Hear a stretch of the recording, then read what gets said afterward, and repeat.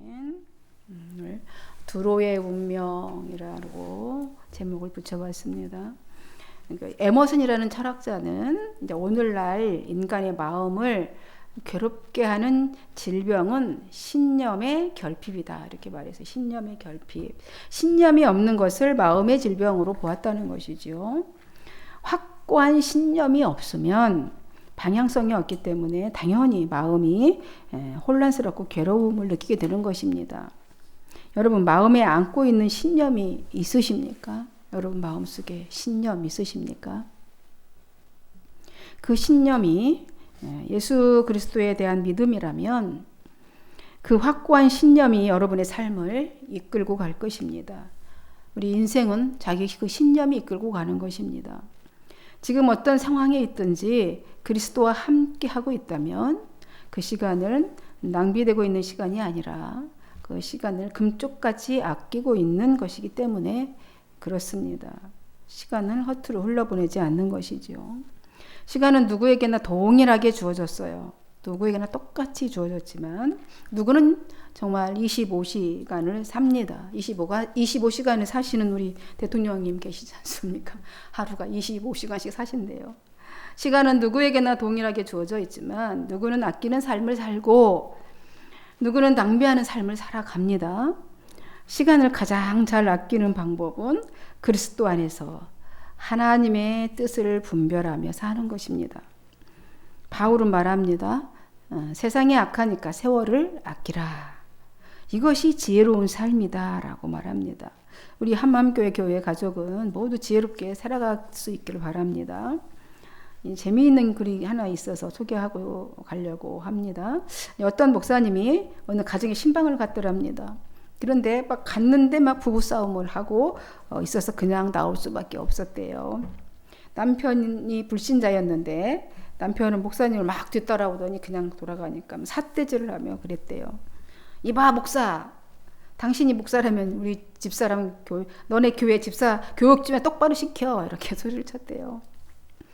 그래서 이 말을 듣고 목사가 기분이 안 좋죠. 그래서 이봐 당신이 남편이라면 아내 교육이나 똑바로 시켜 이렇게 말씀을 했답니다. 그러니까 남편이 이제 할 말을 잃었겠죠. 아니 아내 교육을 왜 집사 교육을 교회에서 시키라고 합니까? 그래서 목사께 말했대요. 그래서 나중에 그분이 교회를 이제 다니게 되었는데 목사님 찾아와서 이렇게 말하더래요. 목사님 그때 많이 깨달았습니다. 제 아내를 교회에서 교육시키라고 하다니 하면서 그때 목사님이 지적해 주셔서 참 감사했다 이렇게 말했다고 합니다. 여러분 교회를 누구는 교육시키는 곳이 아니에요. 교회는 윤리 도덕을 가르치는 곳이 아닙니다. 착각을 해요. 교회에 오면 다 도덕적이고 다 높은 윤리관을 가지고 있는 곳이라고 생각을 하는, 그렇게 물론 돼야 되겠죠. 신앙적인 도덕 수준이 돼야 되겠죠. 근데 그거를 가르치는 것만 그것이 아니에요. 주 목적이 하나님을 예배하고 그리스도를 믿게 하고 그리스도의 인격으로 변화되어서 교회 밖에 있는 사람을 교회 안으로 들어오도록 하는 역할을 하는 것이 교회입니다. 따라서 교회가 존재하는 이유 항상 강조하지요. 교회 밖에 있는 사람을 위해서 교회가 존재하는 것입니다. 왜냐하면 교회는 생명을 공급받는 곳이 되어야 되는 것이죠. 옛사람이 죽고 새 사람으로 태어나는 곳이 교회인 것입니다. 이게 쉬운 일이겠습니까? 그래서 교회를 자발적으로 오는 건 너무나도 어려운 일이죠. 그래서 누군가의 권유에 의해서 인도되어서 오게 되는데 그것도 결코 쉬운 일이 아니지요. 이 생명이 죽었던 생명이 다시 살아나는 일이기 때문에 엄청난 일인 것입니다. 지금까지 하나님께서 이제 하나님의 백성에 대해서 적대적인 태도를 가졌던 취해온 그런 태도를 가졌던 사람들의 후손들에 대해서 심판을 계속 예고하셨습니다. 그리고 지난주에는 또 셈나라는 교회 관리자에 대한 말씀을 하셨죠. 예고를 하셨습니다. 그 심판에 대해서.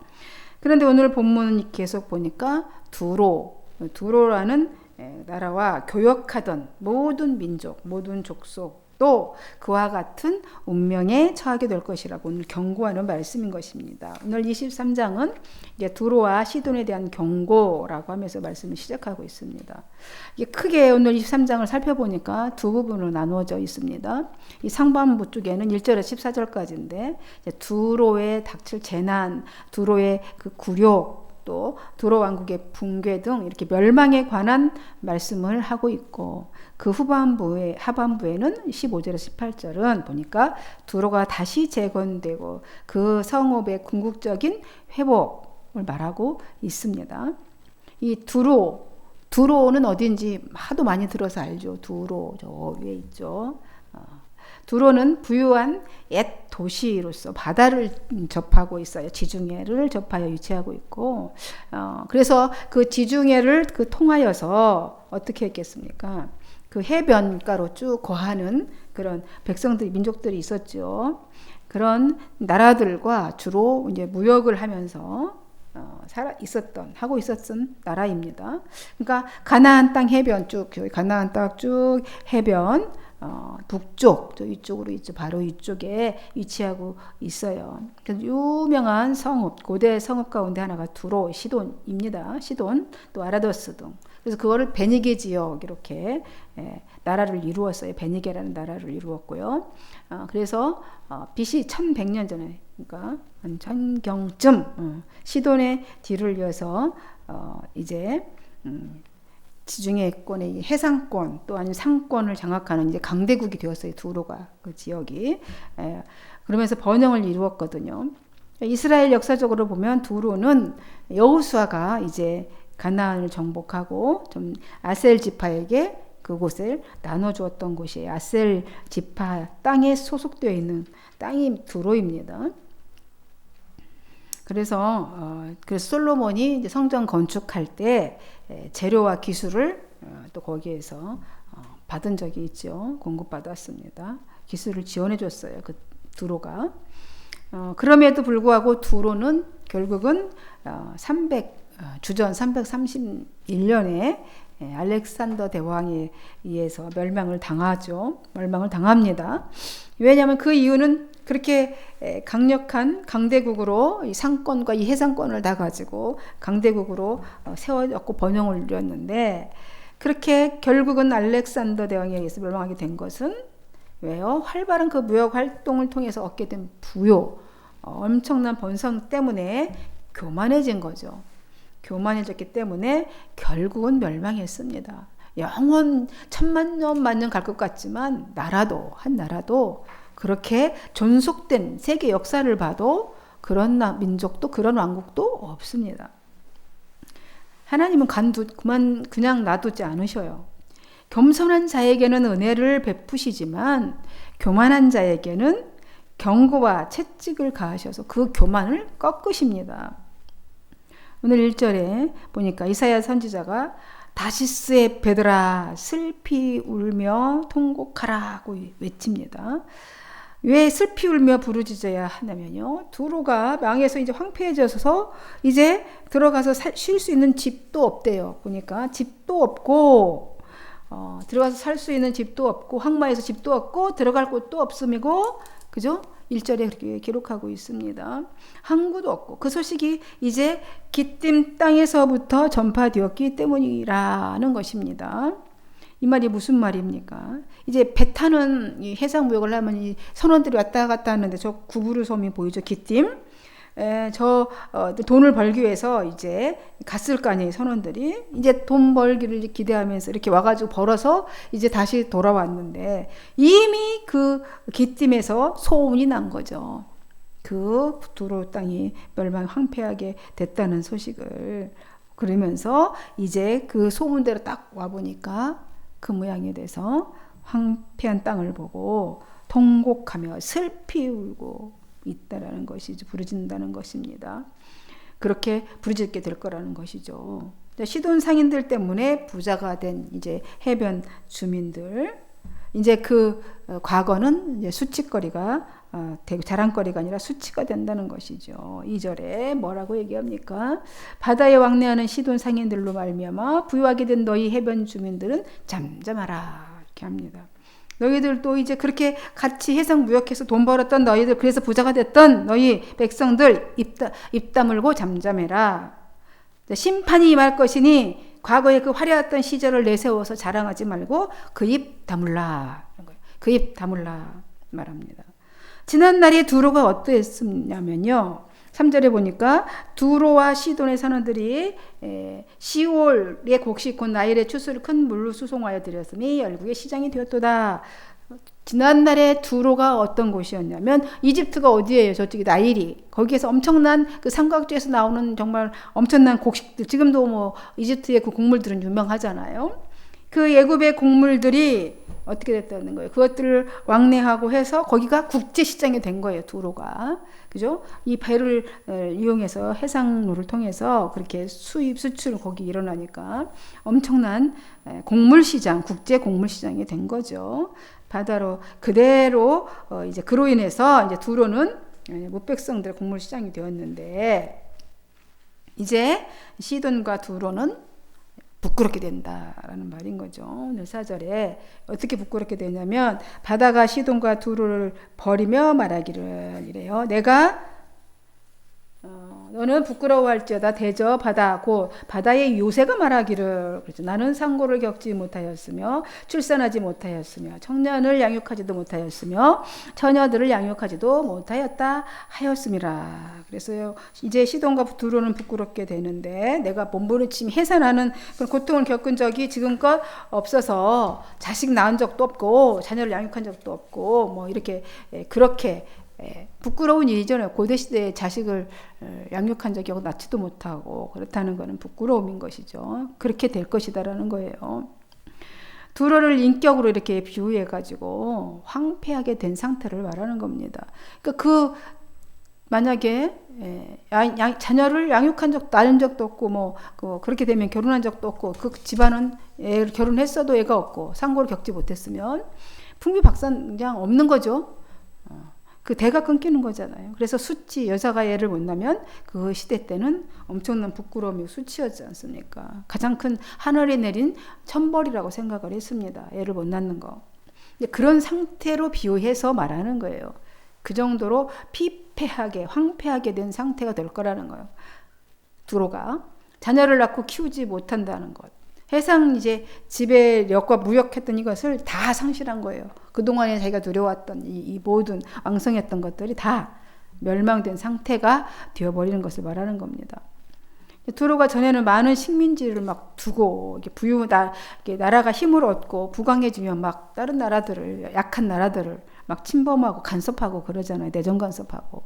이제 두로가 그런 짓을 했는데 이제 여러 가지 그들에게서 막 탈취도 하고 막 부를 그렇게 뽑아온 것들로 부를 축적했지만 이제는 그것을 모두 거꾸로 탈취당하여서 자식 못 낳은 여인같이 되었다라는 겁니다. 그러면서 누가 두로를 이렇게 멸망시킬 계획을 세웠는지 대답해보라 말합니다. 면류관을 씌우던 자요 그 상인들은 고관들이요 그 묘상들은 세상의 존귀한 자들이었던 두로에 대하여 누가 이 일을 정하였느냐 이렇게 물어봐요. 누구라고 합니까? 9절에 누구래요? 누가 이 일을 정했냐? 이사야 선지자가 말해줍니다. 이 일을 계획하신 분은 누구라고요? 바로 만군의 주 여호와 하나님이시라. 이렇게 정확하게 말해주는 것이지요. 심판은 누가 정한다고요? 하나님이 정하십니다. 하나님의 때에. 온갖 부귀 영화를 누리면서 우쭐대는 교만한 자들은 낮추시고 부끄럽게 하시고 하찮게 하십니다. 이렇게 두로와 시돈에 대해서 경고를 하고 계십니다. 그리고 또니 갑자기 10절에 가더니 딸 다시스요. 갑자기 다시스 이야기를 합니다. 다시스의 해방을 선언합니다. 갑자기 딸 다시스요. 너희가 해방되었도다. 이렇게 이제 너희가 넘칠 뭐라고 합니까? 나일같이 너희 땅에 넘칠지어다. 너를 속박함이 다시는 없으리로다. 이렇게 해방을 선언합니다. 다시스 너희가 해방되었다. 나일강 물이 넘쳐서 흘러 제멋대로만 흘러가는 것처럼 이제 너희가 두로와 그 두로의 그 지배와 그 속박에서 벗어나서 자유롭게 되었다. 라고 말하는 것이죠. 그러니까 다시스, 딸 다시스는 어디를 얘기해? 상징적인 의미가 있습니다. 많이 들어봤죠? 다시스, 요나서에서. 그죠? 니느웨로 가라 했더니 다시스 타러 가는 배를 타죠, 요나가. 반대 방향이에요. 니느웨랑 반대 방향, 다시스. 그러니까 위치적으로 여기로 가라 그래. 다시스, 니느웨는 저쪽 아수르 쪽으로 가야 되잖아. 아수르 수도니까. 근데 배를 타고 반대로 스페인, 지금 뭐 보통 신학자들이 전체적으로 의견이 뭐 스페인 남부쯤이라고 하는 설이 가장 많은데, 상징적인 의무는 가장 반대 방향, 땅끝. 그런 거죠. 하나님의 통치가 저 끝에는 없을 것 같은 그곳으로 요나가 도망가려고 했던 거죠. 쉽게 얘기하면 하나님의 사명을 감당하기 싫으니까 하나님이 아예 통치가 없는 곳이 저 끝 다시스 반대로 가려고 했다가 물고기 뱃속에 들어간 거잖아요. 이 안에 들어간 이상 그 안에도 그곳에도 하나님의 통치가 이루어집니다. 우주에도. 지금 성경이 조졌으면 요나가 그때 그렇게 안 하겠죠. 그래서 그리고 다시 갑자기 다시스에 대해서 해방되었다. 이제 다시는 이렇게 해방을 선포해 주시더니, 그리고 다시 또 시돈과 두루에 임한 심판의 결과를 쭉 나열해 주십니다. 알려주셔요. 12절에서 14절까지를 그렇게 말씀하고 있습니다. 이르시되 학대받은 처녀 딸 시돈아, 그러면서 갑자기 또 시돈 얘기를 하십니다. 시돈과 두루에게 임한 심판의 결과는 뭐냐면 기쁨이 없는 삶이 될 것이고 평안도 얻지 못할 것이다. 이것이 결론이에요. 심판의 결과. 하나님께서는 두루와 시돈에 대한 예언이 반드시 이루어질 것을 확증하시기 위해서 갑자기 갈대아 예를 들어서 설명합니다. 13절에 갈대아 사람의 땅을 보라 이러면서 갈대아를 예를 들어서 설명합니다. 갈대아인들이 바벨론이죠. 갈대아, 우루, 바벨론에 있던 사람들이 아수르에 의해서 멸망했습니다. 아니, 아수르에 의해서 했던 페르시아에 대해서 멸망했고, 이제 아수르를 이제 바벨론이 이렇게 했는데, 이 갈대아인들이 아수르에 무너진 것처럼 두루도 망한다. 그렇게 말하는 것입니다. 그러나 그 와중에도 하나님의 은혜가 임함으로 두루는 다시 회복되어서 하나님께 영광을 돌리겠다 하면서 오늘 마지막 결론을 말씀하고 있습니다.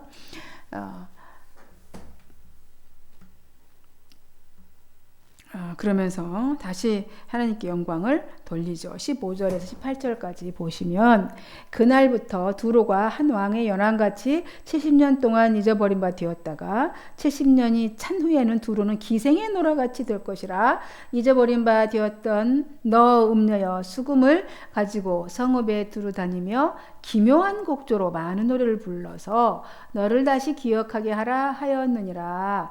그리고 70년이 찬 후에 여호와께서 두루를 돌보시리니 그가 다시 값을 받고 지면에 있는 열방과 음란을 행할 것이며. 이게 뭔 소리입니까요? 이제 두루는 기생의 노래 같을 것이라 말합니다. 다시 자기 땅을 회복한 후에 이전의 영광과 명예를 되찾기 위해서 갖은 수단을 다시 또 한다는 거예요. 갖은 수단 동원해서 다시 창녀처럼 그렇게 행동을 한다는 겁니다. 다시 그 옛날에 했던 그들과 다시 관계를 맺고 동맹을 맺으면서 그렇게 할 것이라는 겁니다.